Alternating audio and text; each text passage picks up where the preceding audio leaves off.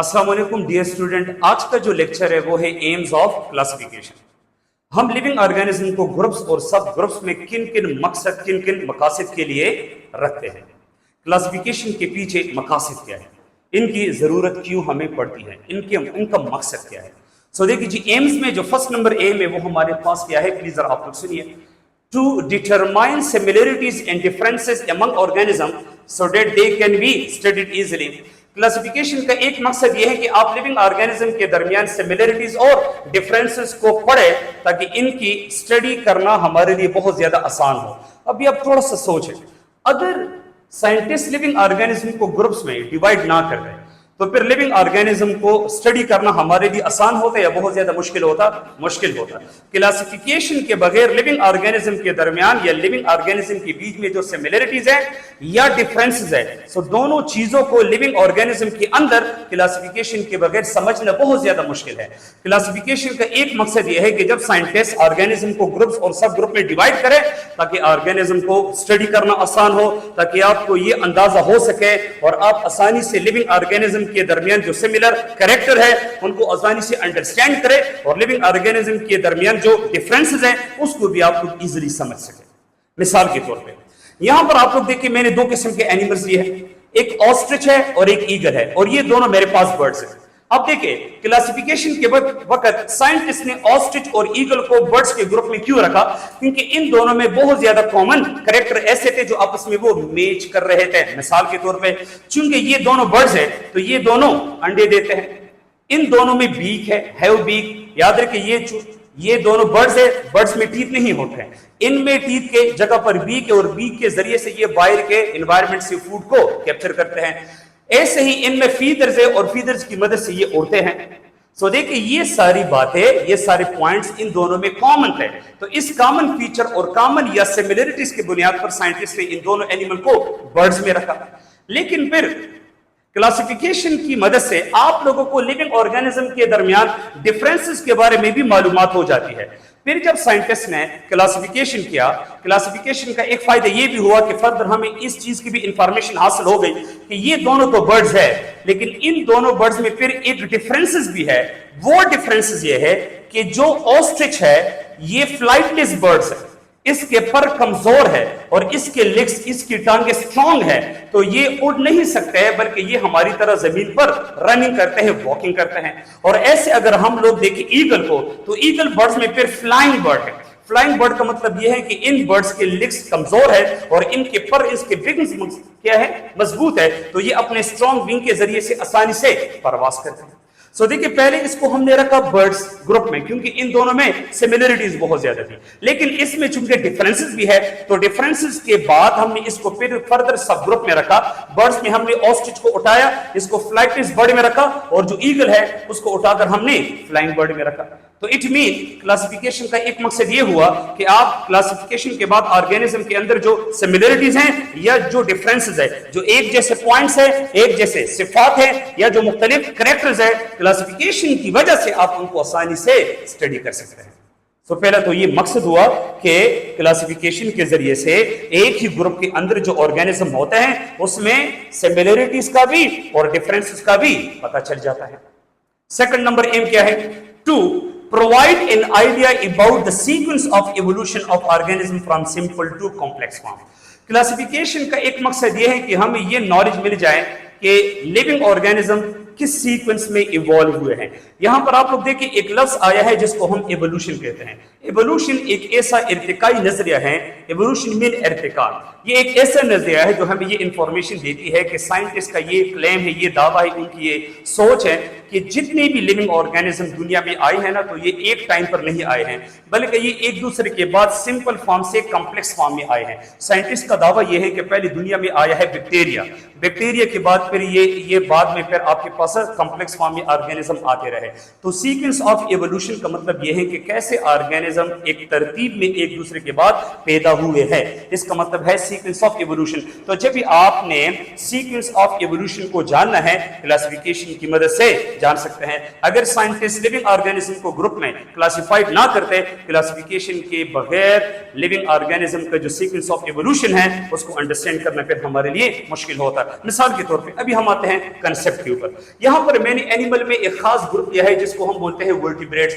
Vertebrates ऐसे animal होते हैं जिसमें बैकबोन्स होते हैं, जिसमें वर्टिब्री होते हैं। अब याद रखिए जो वर्टिब्रेट्स है ये 5 ग्रुप्स में हम फर्दर डिवाइड करते हैं, जैसे कि मछलियां फिश वर्टिब्रेट है, एम्फीबियन वर्टिब्रेट है, रेप्टाइल, बर्ड्स, मैमल, ये 5 ग्रुप्स ऑफ वर्टिब्रेट्स यहां पर आप लोग व्हाइट बोर्ड पर देख रहे हैं। लेकिन क्लासिफिकेशन के बाद अभी मैं इसका एक सीक्वेंस ऑफ इवोल्यूशन बना सकता हूं। साइंटिस्ट का दावा यह है कि वर्टिब्रेट में सबसे पहले दुनिया में फिश आए। ये एक सीक्वेंस ऑफ इवोल्यूशन है वर्टिब्रेट्स एनिमल का, ठीक है। वर्टिब्रेट्स एनिमल में सबसे पहले कौन से एनिमल्स आए? फिश। चूंकि फिश रहते हैं पानी में तो ये पानी में तैरते हैं। तो अगर आप लोग फिश को देखें ना तो फिश के लेफ्ट और राइट साइड पर आप लोगों को ऐसे बिल्कुल जहाज की तरह वो पर नजर आ रहे होते हैं, इसको फिन्स कहते हैं। और इस फिन्स की मदद से जो मछलियां है ना तो ये पानी में तैरते हैं। साइंटिस्ट का ये दावा है, ठीक है, इवोल्यूशनिस्ट का, कि फिर इवोल्यूशन हुआ और इवोल्यूशन के बाद जो फिश है उनसे फिर एम्फीबियंस बने।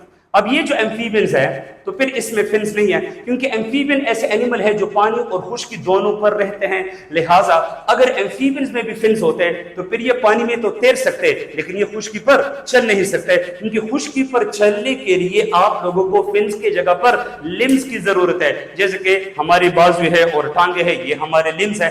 तो ये जो एम्फीबियंस है इसमें फ्रॉग्स आते हैं, टॉड्स आते हैं, और इसको हम डुअल लाइफ वाले एनिमल्स कहते हैं। उसका वजह यह है कि ये पानी के साथ साथ खुश्की पर भी रह सकते हैं। जैसे कि इसमें फ्रॉग्स आते हैं तो आप देखिए फ्रॉग पानी में भी तैर सकता है और ये खुश्की पर भी चढ़ सकता है। तो साइंटिस्ट का दावा यह है कि वर्टिब्रेट में पहले फिश आए, फिर फिश से इवोल्यूशनरी प्रोसेस के जरिए से एम्फीबियंस बने, और फिर एम्फीबियन के बाद रेप्टाइल्स आ गए। और रेप्टाइल्स ऐसे डिफरेंट एनिमल्स थे कि ये ज्यादातर खुश्की पर रहने वाले एनिमल थे। इसलिए मैंने इधर लिखा है कि जो रेंगने वाले एनिमल्स है रेप्टाइल, जैसे इसमें लिजर्ड आते हैं, सांप आते हैं जो जमीन पर रेंग रेंग कर चलने वाले एनिमल्स होते हैं, तो ये फर्स्ट ट्रू लैंड एनिमल्स है। अब ये जो एम्फीबियंस हैं तो अल्लाह ताला ने इस एनिमल को ऐसी खासियतें दी है ना कि ये पानी में भी रह सकते हैं और खुश्की पर भी रह सकते हैं। लेकिन जो रेप्टाइल्स हैं ये ज्यादातर ट्रू लैंड एनिमल्स थे, कि ये ज्यादातर खुश्की पर रहने वाले एनिमल्स थे। अब रेप्टाइल्स के बाद फिर 2 किस्म के वर्टिब्रेट्स आ गए, एक बर्ड्स परिंदे और एक मैमल्स ममालिया, ऐसे एनिमल जो अपने बच्चों को दूध पिलाते हैं। तो देखिए बर्ड्स और मैमल्स ये दोनों पेयर रेप्टाइल से ओरिजिनेट हुए। तो देखिए ये एक सीक्वेंस ऑफ इवोल्यूशन है कि पहले फिश आए, फिश के बाद एम्फीबियंस आए, एम्फीबियन से रेप्टाइल्स बने, रेप्टाइल से फिर बर्ड्स और मैमल्स बने। तो यहां पर मैंने वर्टिब्रेट्स एनिमल को बिल्कुल एक तरतीब में अरेंज किया है, इसको सीक्वेंस ऑफ इवोल्यूशन कहते हैं। और जब भी आप किसी भी एनिमल के एवोल्यूशनरी सीक्वेंस को पढ़ते हैं, स्टडी करते हैं, वो एक चीज की वजह से पॉसिबल है कि आप पहले ऑर्गेनिज्म को क्लासिफाइड करें। अंडरस्टैंड जी? तीसरा M, to express relationship based on the common feature.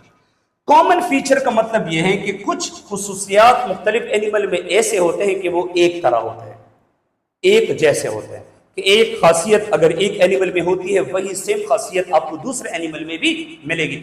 तो एक जैसे फीचर्स, कॉमन फीचर्स के बुनियाद पर हम डिफरेंट किस्म के एनिमल में रिलेशनशिप को स्टडी करते हैं कि आगे ये आपस में रिलेटेड है या रिलेटेड नहीं है। अब जब मैं आपको एग्जांपल दूंगा कंसेप्ट में तो आप लोगों को 100% क्लियर हो जाएगा। मिसाल के तौर पे मैंने यहां पर एक वेल लिया है जो एनिमल है, और एक मैंने ह्यूमन इंसान लिया है। अब ये जो वेल है ये मछली की तरह एक एनिमल है जो पानी के अंदर रहते हैं, लेकिन बहुत ज्यादा लोगों को यह गलतफहमी होती है कि वेल भी एक फिश है, हालांकि वेल फिश नहीं है। तो पहले लोगों का एक मिसअंडरस्टैंडिंग था, एक गलतफहमी थी कि वेल भी मछली है। लिहाजा पुराने दौर में क्लासिफिकेशन से पहले लोग वेल और ह्यूमन को एक दूसरे से काफी डिफरेंट एनिमल या ऑर्गेनिज्म समझते थे। बाद में जब बाद में जब साइंटिस्ट ने इसको स्टडी किया तो साइंटिस्ट ने देखा कि वेल जो है ये मछली नहीं है, और वेल और ह्यूमन में बहुत ज्यादा कॉमन पॉइंट पाए गए। जैसे कि मिसाल के तौर पे दोनों feed young with milk, human और वेल एनिमल ये दोनों अपने बच्चे को दूध पिलाते हैं। होम्योथर्म, वेल और ह्यूमन, ये दोनों एनिमल होम्योथर्म है। होम्योथर्म ऐसे एनिमल होते हैं जो अपनी बॉडी का टेम्परेचर मेंटेन रख सकते हैं, जो अपनी बॉडी का दर्जा हरारत बरकरार रख सकते हैं। अगर गर्मी का मौसम है या सर्दी का मौसम है और बाहर माहौल के टेम्परेचर में जिस किस्म का भी फ्लक्चुएशन आ जाए, चेंज आ जाए, लेकिन इस एनिमल में फिर भी इस एनिमल ने इसके बावजूद भी अपनी बॉडी का टेम्परेचर एक खास रेंज के अंदर बरकरार रखना होता है। जैसे कि हमारी बॉडी का जो नॉर्मल टेम्परेचर है वो 37 डिग्री सेंटीग्रेड है। बाहर माहौल जैसा भी हो जाए, हमारी बॉडी का टेम्परेचर 37 डिग्री सेंटीग्रेड में ही बरकरार होगा। तो वेल और ह्यूमन ये दोनों होम्योथर्म्स है, मतलब कि ये अपनी बॉडी के टेम्परेचर को चेंज होने नहीं देते हैं, एक खास पॉइंट, एक खास वैल्यू में बरकरार रखते हैं। फिर साइंटिस्ट ने, बायोलॉजिस्ट ने ये भी देखा कि इन दोनों में एक कॉमन पॉइंट ये भी है कि they give birth to young ones, मतलब कि ये दोनों अंडे नहीं देते हैं बल्कि ये डायरेक्ट अपने बच्चों को, औलाद को जन्म देते हैं। तो इन दोनों में साइंटिस्ट ने ऐसे कॉमन फीचर्स पाए और इसी एक जैसे प्रॉपर्टीज के बुनियाद पर फिर लोगों की गलतफहमी दूर हो गई और लोगों ने कहा कि नहीं, वेल ये मछली नहीं है, ये तो बिल्कुल ह्यूमन की तरह एक ऑर्गेनिज्म है, क्योंकि इसके प्रॉपर्टीज इंसान के साथ मिलते जुलते हैं। लिहाजा उन्होंने मेल और ह्यूमन को एक साथ किस ग्रुप में रखा?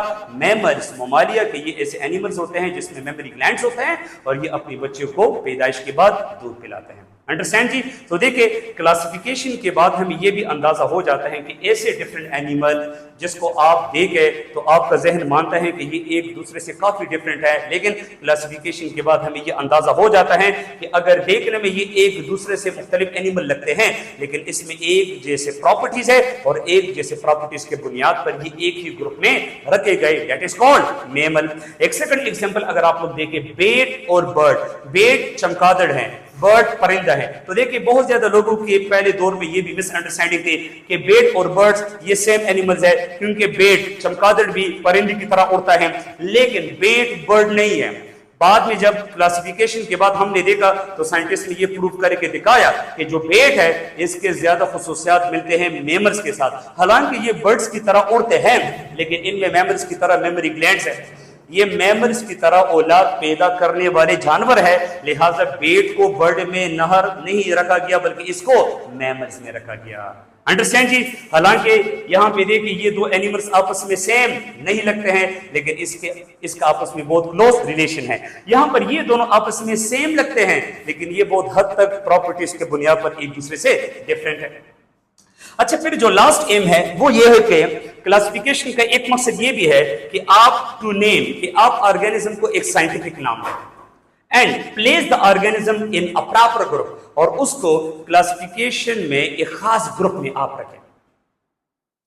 अब देखिए, एक एनिमल का एक लोकल नेम होता है। मिसाल के तौर पे अगर हम गाय ले, काऊ गाय या बकरी ले, तो हर एक मुल्क में एक एनिमल को एक अपना अपना लोकल नेम दिया जाता है। जैसे कि हम अपने उर्दू में, पश्तो में, ठीक है ना, फारसी में, हम डिफरेंट किस्म के लैंग्वेज में इधर बकरी को एक नाम देते हैं, इंडिया वाले इसको एक और नाम देंगे। अगर आप यूरोप में जाए तो वहाँ बकरी को एक और लोकल नाम दिया जाता है। तो इस कंफ्यूजन से दूर होने के लिए और इस चीज को या इस मिसअंडरस्टैंडिंग और इस कॉम्प्लेक्सिटी को खत्म करने के लिए साइंटिस्ट ने फैसला किया कि हम एक ही एनिमल को पूरी दुनिया में एक साइंटिफिक नाम दें। जैसे कि सारे मुल्की ह्यूमंस का एक ही साइंटिफिक नाम है और वो है होमो सेपियन। तो यहां पर आप लोग देखें, मैंने दो किस्म के एनिमल्स उठाए हैं, एक लायन और एक टाइगर। तो प्लीज मेरी बात को बड़े गौर से सुनिए। क्लासिफिकेशन के बाद आपको एक और चीज के बारे में भी इंफॉर्मेशन हासिल हो जाती है। अब लायन का साइंटिफिक नाम है पैंथेरा लियो और जो टाइगर है चीता, इसका साइंटिफिक नाम है पैंथेरा टिग्रिस। अब ऑलरेडी जो साइंटिफिक नाम है ना, इसके दो पार्ट्स होते हैं। पहला वर्ड, पहला नेम जीनस, दूसरा स्पीशीज। इधर भी पहला जीनस और सेकंड पार्ट क्या है? स्पीशीज है। तो याद रखिए, ये दोनों सेम स्पीशीज तो नहीं है। तो देखिए, स्पीशीज इसका डिफरेंट है। इधर स्पीशीज लियो है और जो टाइगर का स्पीशी है तो वो टिग्रिस है। क्योंकि लायन और टाइगर ये एक स्पीशीज तो नहीं है ना, स्पीशीज तो ये मुख्तलिफ है, तब साइंटिफिक नाम में इन दोनों डिफरेंट एनिमल का स्पीशी नेम एक दूसरे से डिफरेंट होगा। लेकिन इसका जीनस नाम जो है वो सेम है। जैसे कि पैंथेरा इधर भी आया है, पैंथेरा इधर भी आया है। जब भी दो एनिमल का जीनस नेम सेम होगा, इसका मतलब ये होगा कि ये स्पीशीज तो मुख्तलिफ है लेकिन बहुत ज्यादा खसूसियात इसका आपस में मुशाबिहत करते हैं, ये आपस में क्लोजली रिलेटेड है। लिहाजा इस रिलेटेड पॉइंट या इस रिलेशन की बुनियाद पे या इस सिमिलरिटीज के बुनियाद पे साइंटिस्ट ने लायन और टाइगर को एक ग्रुप में रखा। Understanding this is the AIIMS of classification. इसको पढ़ें, फिर भी अगर कोई मसला है आप लोग मेरे से पूछ सकते हैं। Thank you so much.